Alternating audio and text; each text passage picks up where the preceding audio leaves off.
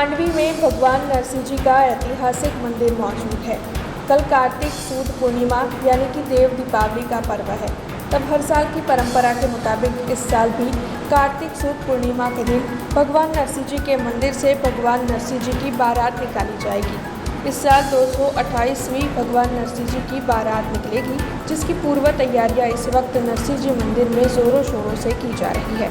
आन बान और शान के साथ मांडवी इलाके में मौजूद भगवान नरसिंह जी के मंदिर से भगवान नरसिंह जी की बारात निकाली जाएगी। बड़ी तादाद में भक्त नरसिंह जी की बारात में शामिल होंगे और बाद में तुलसी विवाह का आयोजन होगा। तब इस पूरे मामले को लेकर भगवान नरसिंह जी मंदिर के ट्रस्टी राजेश भाई परिख ने ज़्यादा जानकारी दी है।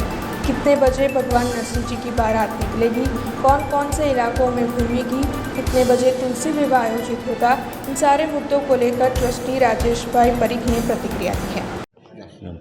મારું નામ રાજેશ પરીખ છે। હું નરસિંહજી મંદિરનો ટ્રસ્ટી છું। આપને અહીં આવવા બદલ આભાર। અને તમારા થકી અમે મેસેજ પહોંચાડવા માંગીએ છીએ વડોદરા શહેરજનોને કે નરસિંહજી મંદિરનો વરઘોડો રાબેતા મુજબ પૂનમના દિવસે એટલે આવતીકાલે 15 નવેમ્બર તારીખે સાંજે 5 વાગે નરસિંહજીના મંદિરેથી નીકળશે।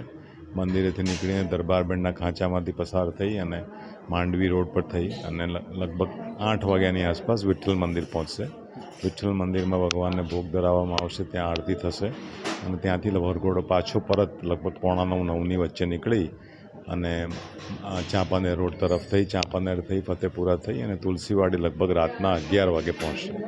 ત્યાં આગળ બધી ભોગવિધિ, પૂજા અને તુલસી વિવાહનો જે બધો પ્રસંગ છે તે લગભગ 2-2.5 કલાક થશે અને તુલસી વિવાહ પૂરો થયા બાદ ત્યાંથી લગભગ રાતના 2થી 2:30ની વચ્ચે વરઘોડો પરત આવવા નીકળશે અને મંદિરે પાછો લગભગ સવારના 7-7:30ની આસપાસ આવી જશે।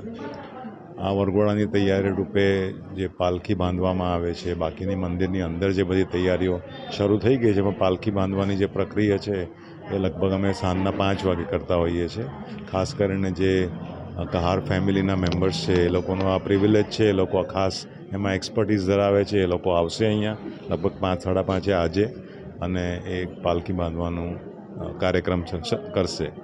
રાતના લગભગ 9 વાગ્યા પછી પોળમાં મેળા જેવું વાતાવરણ હોય છે, બધી ભજન મંડળીઓ બેસે છે, નાની મોટી રમકડા વગેરેની દુકાનો હોય છે, એટલે એ ટાઈમે 11-12 વાગ્યા સુધી वातावरण मेला जो हो पोळनी अंदर। हमसे जुड़े रहने के लिए हमारे YouTube चैनल को सब्सक्राइब करें और नई वीडियो की नोटिफिकेशन के लिए बेल आइकॉन को दबाएं।